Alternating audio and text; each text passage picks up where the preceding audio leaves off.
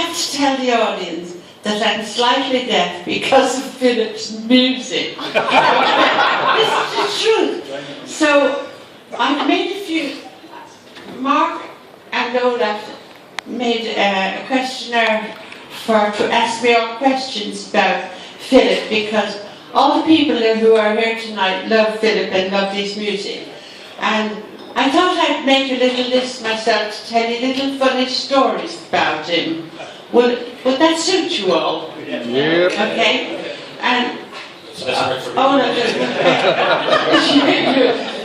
So it goes like this. First of all, I'm going to stand up for this. I would like to thank each and every one of you for coming here tonight. It really, really warms my heart and touches me. Frank Murray knows where I'm at. He travelled when Philip first became famous. Philip put Frank in to look after me and Dennis when we were touring all around America, every 2 days in a different place. So, all I can say is, I want to thank the whole of Hot Press, Niall Stokes, and all his staff from day one they just helped me to get through the heavy grief. And then the fans, they started writing to me and sending me letters from all over the world saying they wanted Philip to be remembered.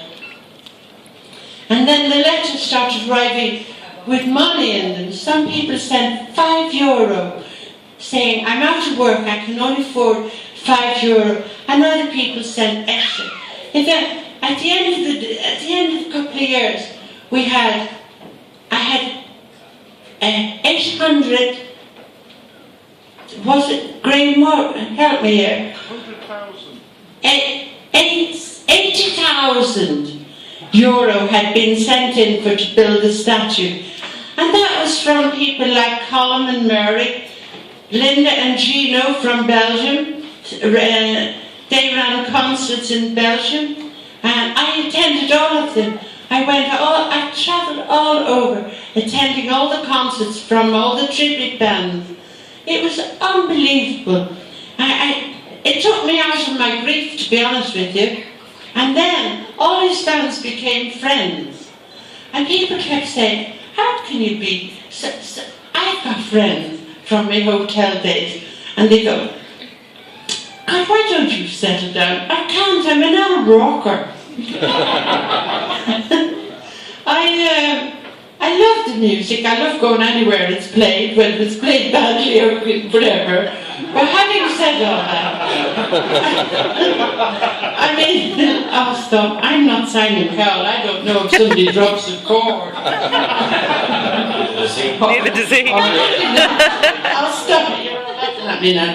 Anyway, I have a few funny stories to tell you about Philip. If you were ever in his company, as Frank Murray was, one night we were sat in his big house in London after we'd had nothing all our lives. I mean, we had lived in slums and everything. And he said, come on, Mara, I'm going to open a bottle of brandy. And we did. And we sat there and he said, I'm going to put a tape on. And he put Chevy Chase on.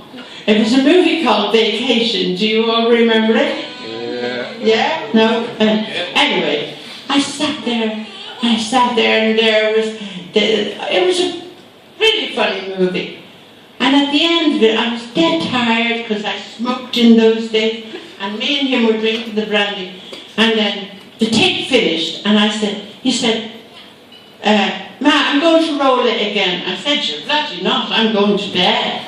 And what it was, he played that tape just so I would see that Chevy Chase, when he got to a certain hotel on that journey, he'd put his record up on the... Remember? Does anybody know what I'm talking about? Anyway, that was one story. Another time, the two of us was having a little chat and a drink at the holy water, and he said, Ma, have you ever had an embarrassing moment? And I said, yeah. And he said, what was it? I said, no. Have you ever had one? And he said, yeah. I said, well, tell me yours first and then I'll tell you mine. So he said, oh, Jesus, now one night, he said, I was going to a big special do. He said, and I had a comb, and it was yellow, and it was like a garden rake with big teeth in it. Baby Patrick, behave. Because of his woolly hair.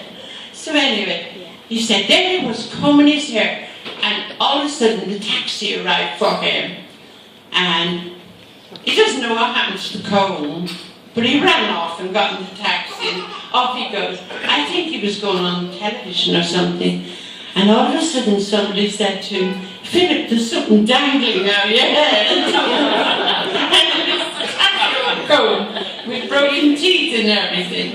He said, Jesus, I nearly died of embarrassment, right? So that was his, and then he said, what was your embarrassing moment? Oh, I said mine was, one night in Manchester, I was going off to a nightclub. I said, I'd ordered a taxi like you. I said, and there I was, and I kept having a drop of brandy and a cigarette, waiting for my taxi to arrive. I said, and all of a sudden, beep, beep, cab's there, and I ran to the mirror to have a last look. I've forgotten I've got this in the end. To have a last look, and I went, and then I grabbed the lacquer, because it was windy outside, and I sprayed my hair, and off I go, and I thought, Jesus, now I look round, and off I go down. I get to the nightclub, I walked in, I thought I was it, and the barman said, is it snowing outside? And I said, why? I had sprayed pledge polish on my head.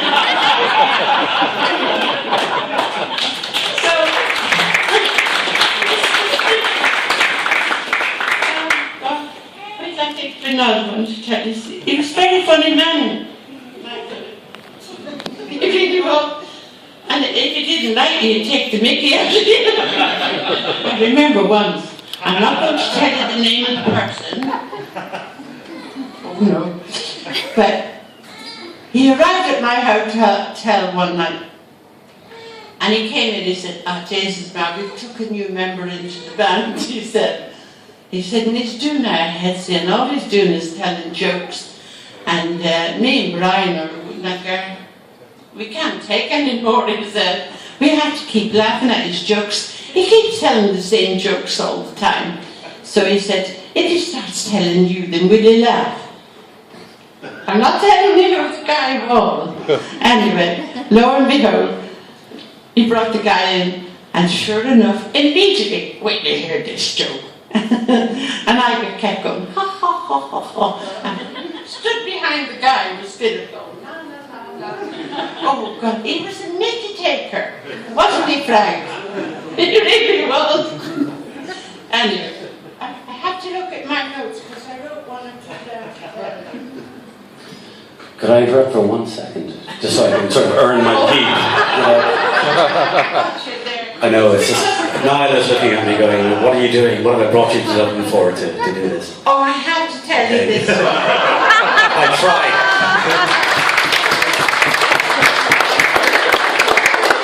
I'm making it holy show myself. No, not at all. I have to tell you this one.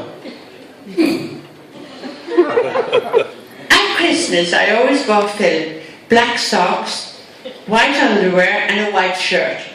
And that was the regular present. But then I'd buy him a special present.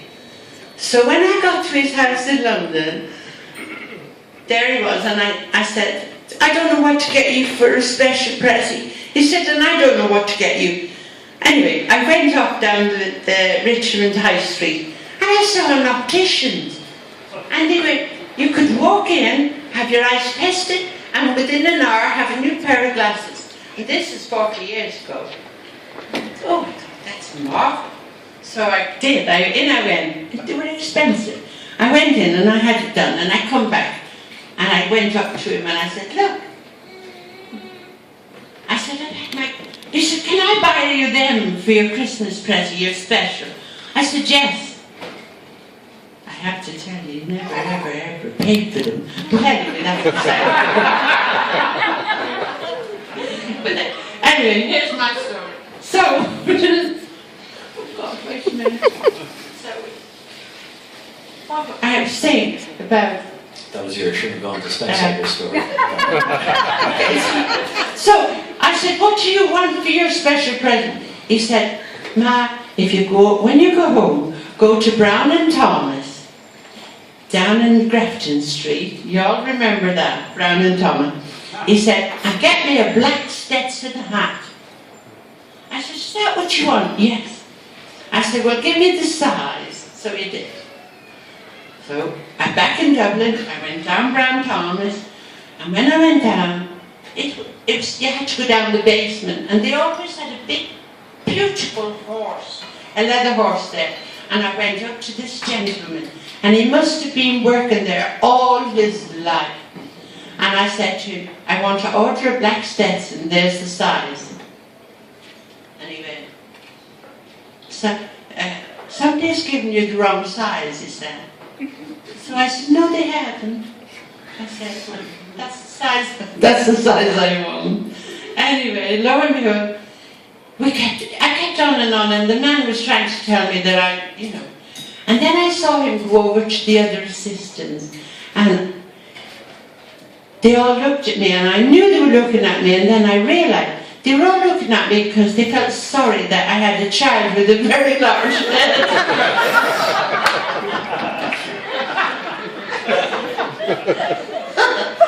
It was terrible, but I did. Anyway, he come back. And he was sort of a fuddy-duddy at the time. Do you think that he got a style sense from you? So I ended up, I said, they're the size. So he said, in the end, I got a bit, heavy with him, and I want to book that. Anyway, he opened a big ledger. And he said, what's the name? I said, Philomena Lynott. And then he realised, with Philip's woolly head, he had to go around there.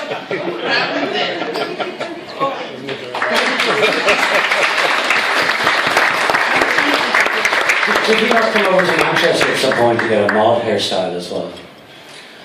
Was there a story about him going to Manchester to get a mod hairstyle as opposed to the art? Oh, him and Brian Downey? Yeah. Oh, God. They used to come over, and all they wanted to know was, would Georgie Best be at the hotel? And of course, he was always there, Bestie. Bestie lived at the hotel more or less for 7 years at least. And Brian and Philip just worshipped him. If they hadn't have been musicians, they would have been footballers, I'm sure, There was, at the hotel, I had triplets staying at the hotel at one time, and they were 3 of the most beautiful young ladies, identical, Yvonne, Cindy and Valerie, and they called themselves the Looking Glass, and they did cabaret all over England, and they were staying at the hotel, and Philip was sent over to England to have his tonsils out. And I put him in a hospital right near my hotel. And then I went to the matron of the hospital and I said, would you dress these 3 girls as nurses? So she did. And this was the thing. Philip's in the bed, he's had the tonsils out, he's lying there. He's got his telly and everything. And I walked in and I started making a fuss of him. And all of a sudden, Valerie walked in. And she walked in and he looked at me and he went, they were beautiful, I can't, flowing blonde hair. And she went and she took a thermometer off the wall and rammed it in his gob. And he went, and his eyes was going, ooh, trying to tell me he made stuff there, you see. So the second one walked in, identical, and he went, and I kept walking around the room tidying things. And he went, he was trying to get me. And then the third one, and she had a measuring tape. And I had told her that she was to put the clothes back and tell him she was going to measure his willy.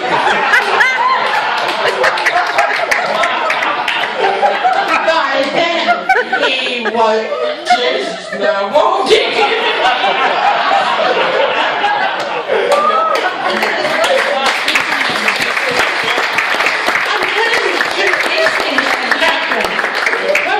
Philomena, with no disrespect to my own mother, I'd just like to say, I wish you had been my mother. What that child is saying. It's supposed to be referred to as a child, you know. But continue on with the stories.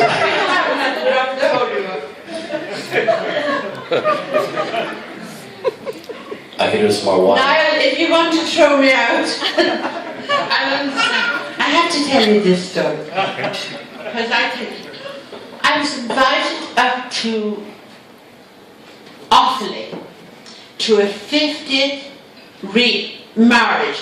This old couple were getting remarried, their 50th wedding.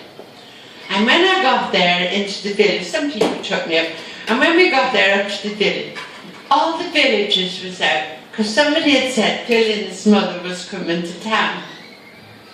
So I go into the house, and I sat down. I'll never forget, I was in the back kitchen, and they had a table, kitchen table, with a crucifix and everything on it. And that's where the couple were going to stand and get married. And the old gentleman, neither of them had any teeth. He had a little cap on. They were a darling couple. And as I sat in the kitchen at the back, I saw a mouse run across the floor. And I'm fascinated looking at the mouse. But this is what happened. The priest came in and he stood behind the table and he started blessing the couple and remarrying them and everything. But his hands were shaking non-stop. I said, God bless him, he must have St. Vitus stance. I don't know, his hand, it was back in nerves. And then everybody was invited to come up and have Holy Communion. And up I went, and he served me Holy Communion and everything, and that was it. Then we were all put on a bus, and we were took down to a big, big wooden hut with the Shannon running by it. And the food was laid out, because the nephew of the old couple was a chef, and he laid on, you never saw food like it. But all the tables had a bottle in it, and you walked around looking for your place where you were going to sit. And I found one, and it said, Philomena and the priest. So, and he was only a young priest, right? Well, he was younger than myself. So anyway, so we sat there, and this is about 20 odd years ago. So we sat there, and finally he came, and his hands weren't shaking. I said, what was wrong with you, Father? I thought you had something wrong with you. He said, I couldn't believe, he said, I was going to be meeting Phil's mum, my icon, and the George D, and he went on. And then he told me the story. Listen to this. This is classic. He said when he was 18, his parents put him in Maynooth to become a priest. And he found out that Philip was playing at the stadium. So that night he went over the wall, got to the stadium, and Philip came out on stage. But what he didn't know, and he's telling me then, that I was stood next to him. He didn't know. No, we didn't know each other then, right? And Philip walks out on stage, and RTE cameras were on stage as well. And all of a sudden Philip said, this song is for me ma, she's in the audience. And with that, the priest hit the floor. Because he realised RTE cameras were going to be, and he'd gone over the wall, right? And I started shouting, hold it, there's a man after dropping down. I swear to God, I mean, what would you have done?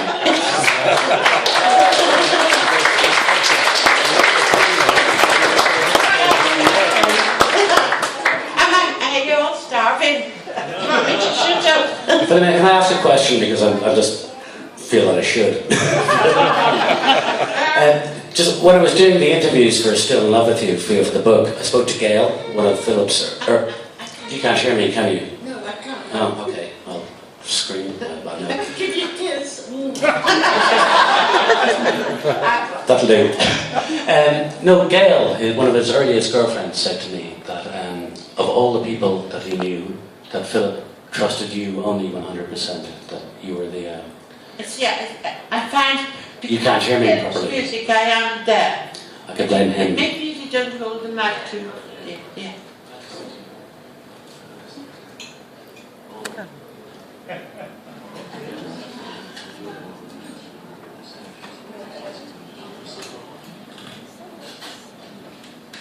I still did it. I'm going to let you tell the story you're going to tell. Oh dear. Oh, when I had the hotel, Niall, I've told Niall a few of these stories. When I had my hotel in Manchester, I had all kinds. I had the Sex Pistols stay there. It's not the same hotel. And a band called Searchers and Squeeze, and all the up-and-coming bands that some of them really made it into big time.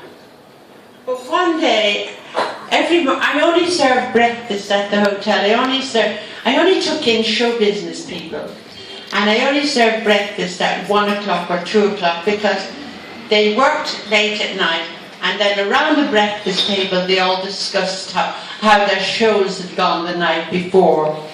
And then the phone rang, and I ran out in the hallway, and a voice said, "Madam, we have picked your phone number at random. You have won a wonderful prize. All you have to do is sing a little ditty." I said, "Sod off, you're not copying me," and I put the phone down. And I ran back into the kitchen, and I said to them all, "Somebody is trying to catch me." I said, and the phone went again, and I ran back out, and the voice said, "Everybody does that, madam. They all put the phone down on us. But really, we really have picked your number at random. All you've got to do is sing." Now, does anybody remember this? There was an advert on telly with a beautiful girl lying in a bath full of suds, and the song they sang was, "You will look a whole lot lovelier each day with beautiful pink camel," right? So that's what they wanted me to sing down the phone. And I said, the second time I said, "No, you can sod off, you're not getting me at it." Put the phone down. I went back in the kitchen, and there was a girl staying at the hotel, and she was a singer. She said, "I'll sing it for them," she said. So the phone went the third time, and out we go. She ran out, and she sang her heart out. "You will look a whole lot lovelier each day with fabulous pink," and the voice told her, "You silly old twat."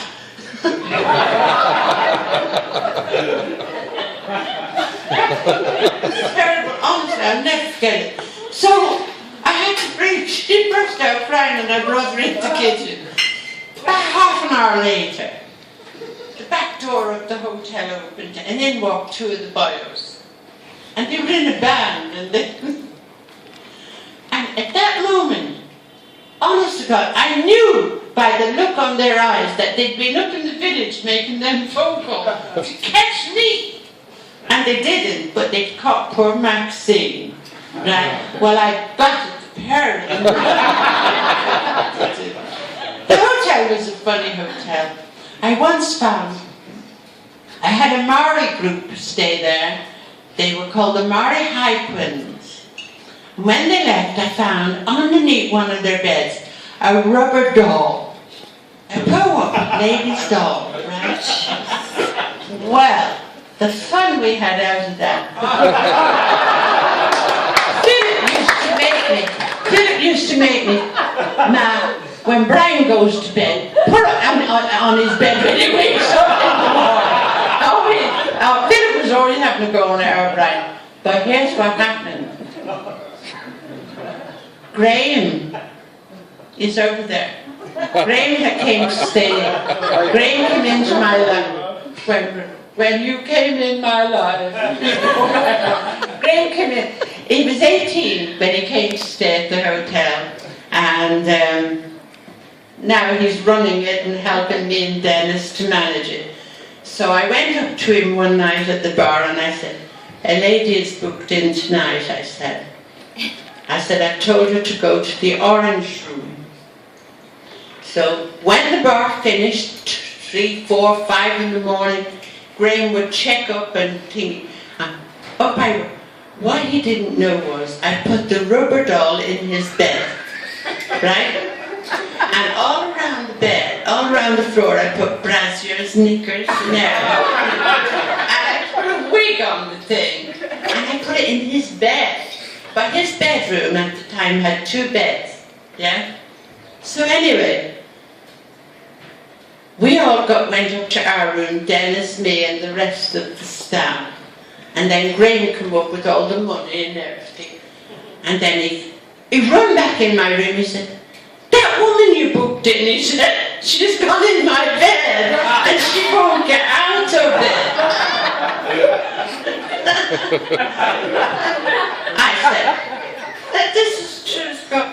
So he said, I said, "I'll go down, I'll get her out." So he says to Den, "Oh, don't let her go down, she'd kick her and everything." He says to my Dennis. So me and the barmaid, Polly, we went down and I started shouting from outside the door because he stayed with Dennis. "Get out of that bed, you drunken old cow," and everything. I knew it. And then Graham said, "Oh, Jesus." So he ran down and I started kicking her. "Get out of that bed, get out." And he ran back to Dad. He said, "She's kicking the woman." Didn't I, Graham?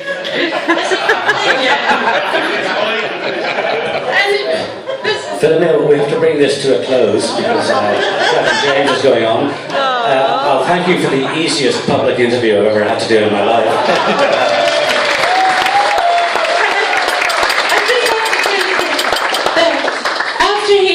Discovered me kicking the doll.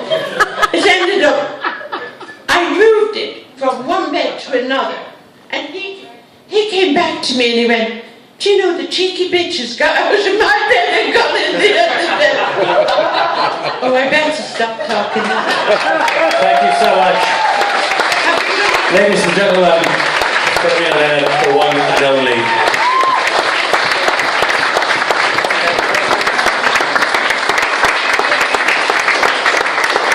Give a bow, I think this is appropriate. Thank you so much, Philomena.